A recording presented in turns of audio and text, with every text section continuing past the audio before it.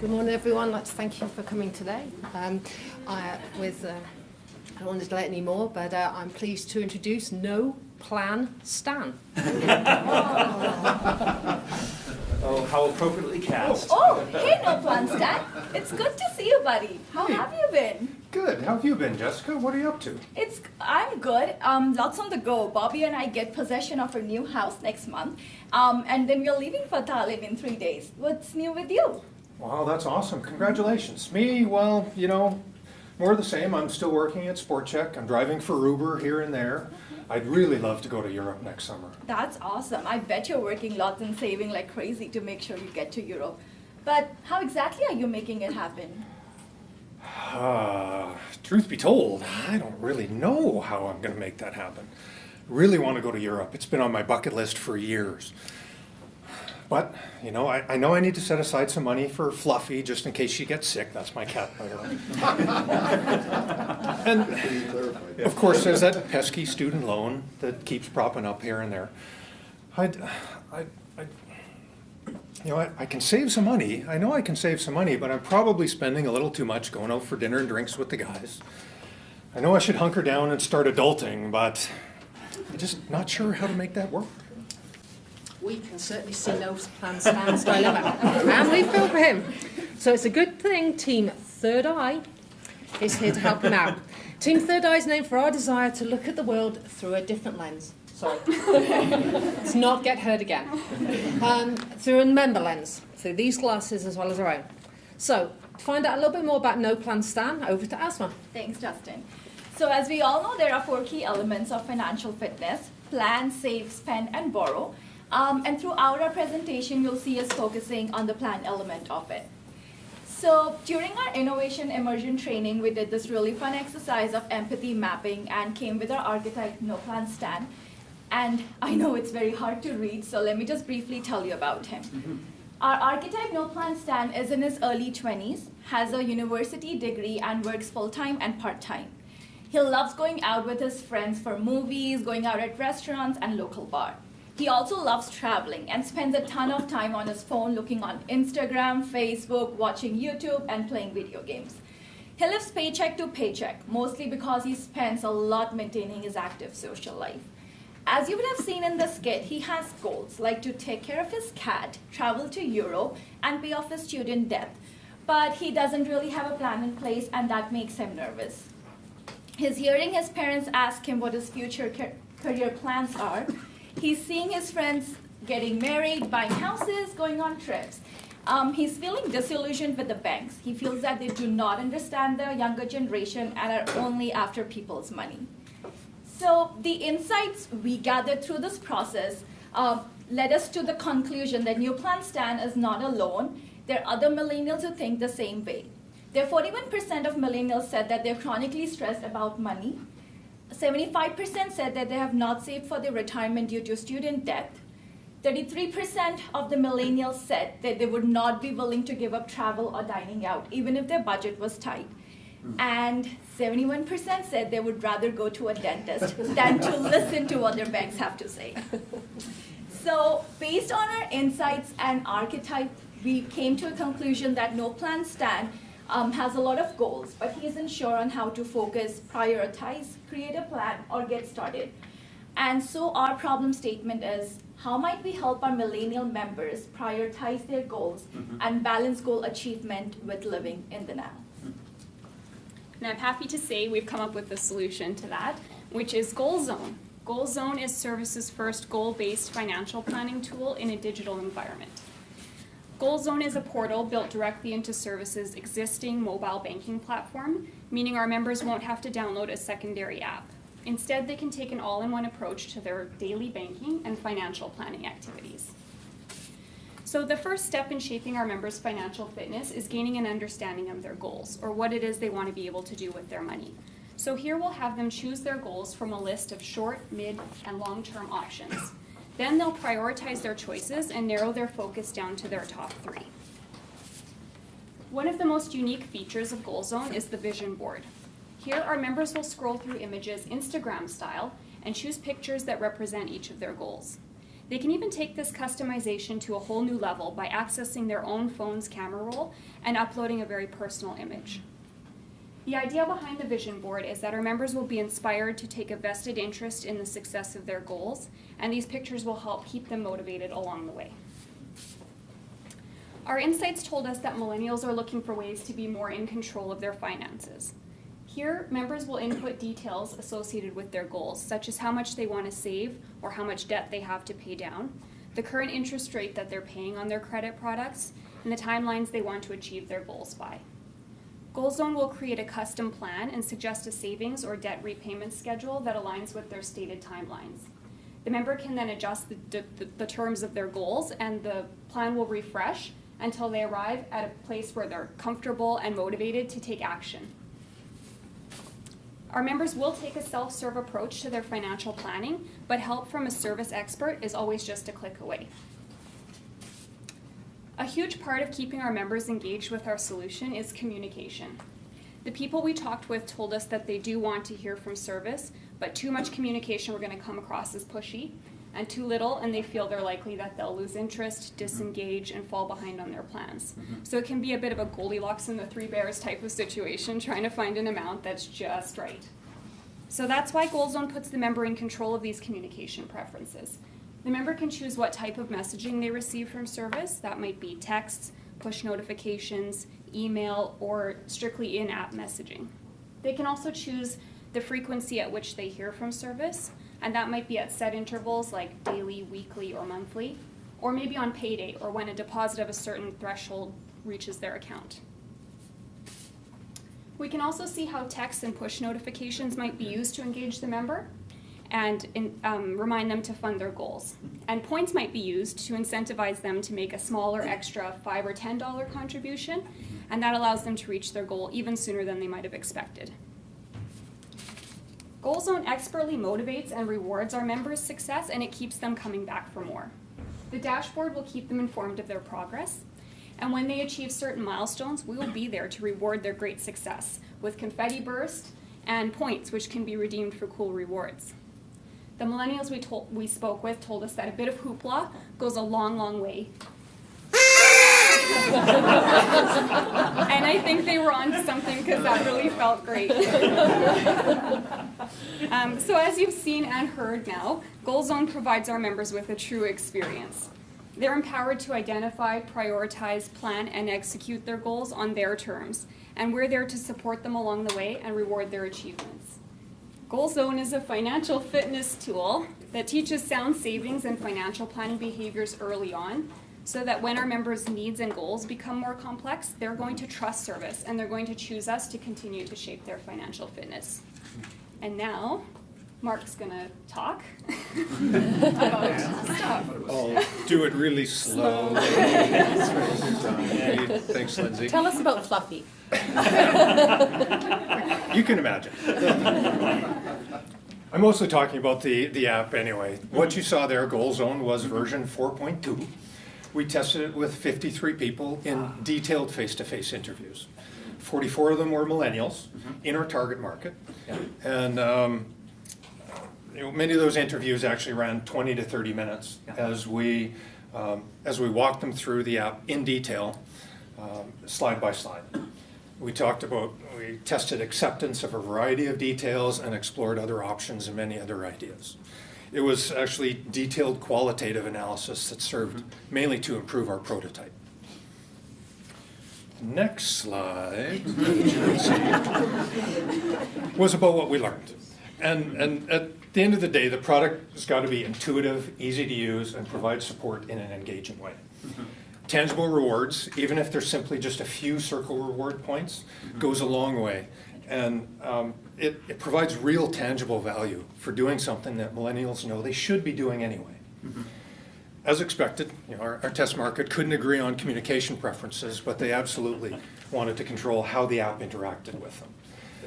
Most importantly, we found that the only way to drive acceptance and usage was to embed it within our mobile banking app.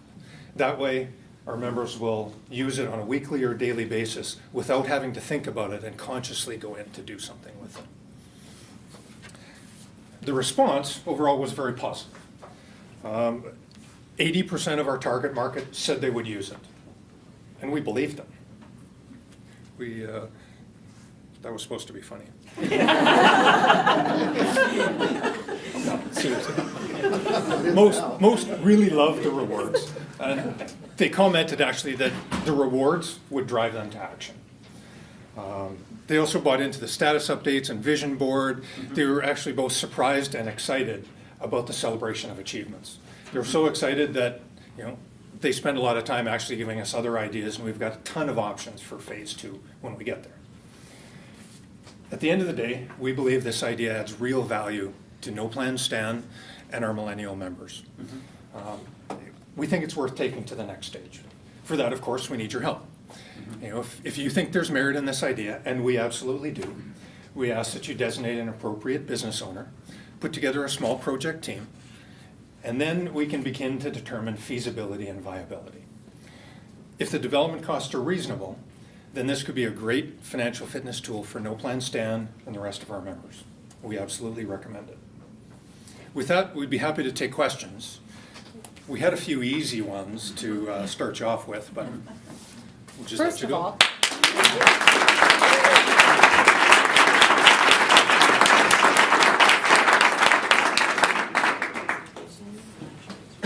Great presentation. I really like where you're going with Imagine this. if you had seen it all. I would have been, You wow. would have been. Yeah.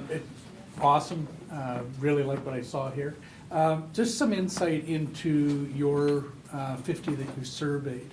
Internal, external? They were a wide variety. Many were service members, many were service staff. Right. There were quite a few that were external that weren't members at all. I believe it was 50-50, members versus non-members. Very good. and we spoke to them from a variety of locations, malls, airports, in the branch, all sorts of places. Very well done. The hard part was finding millennials in the branches. Is that because they were out doing other We couldn't things? find them. They're living life. Very good. Yeah. So, my observation is that what you brought is a great example, not just an I-4, but this is how the company wants to be functioning.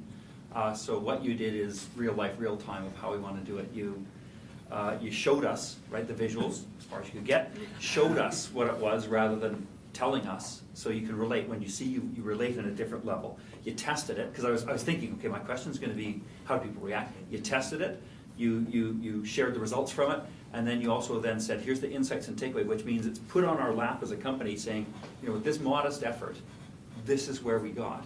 Close enough that the company can. And my mind is going, build it, and all the things that you can start linking in all over the place. So I don't have a direct question whatsoever. It's an observation of, if you were wondering, speaking as one, yeah, you got exactly where you, from my perspective, where we need to be. Not just for an I-4 presentation, but if anybody had come, it's going, that's the kind of stuff we want to put stuff behind, effort behind. Thank So you. it clicked for me. Thank you, Ian. And if we had our slides working, we would have a lovely slide up right now that was showing member quotes Yeah. that used words like brilliant, we love it, we'd use it 100%, it But that makes was just saving Mark, though. easier. Yeah, it's still a quote. Try and get that up in this shortly. Kirk, has one? Great presentation, thank you. I could feel some of the energy in the room as you were kind of going through that. What were some of the big learnings you had as you talked to those 53 people? What were some of the things that you didn't expect to get? The personalisation of the vision board. We were talking to people and they'd say, I can imagine I'm getting married, and so I'd want a picture of my fiance to come up to follow those goals. So that whole personalisation effort, not necessarily stock photos, which we Right. thought it would be to start off with, to really make that engagement and that connection. Yeah. That was one surprise. And there were a few. I think we already knew the communication, that whole Goldilocks thing that Lindsay referred to, about too little, too much, but in the way they want and when they want, it was very important. Yeah. I You could have a talked to business owner for you, by the way. Perfect. Sorry, Kirk, I just wanted to answer your question a bit too with what shocked us about and how we iterated our prototype was very much putting the user in control of all the aspects, they love it. They want to be in control of this type of stuff. They want to choose a picture. They, you know, I thought the confetti was a bit kitschy or like gimmicky, but they love it. We're, you know, we put that confetti screen in front, you could see their eyes light up, like, oh, cool, I like that. And you were like, all right, whatever works.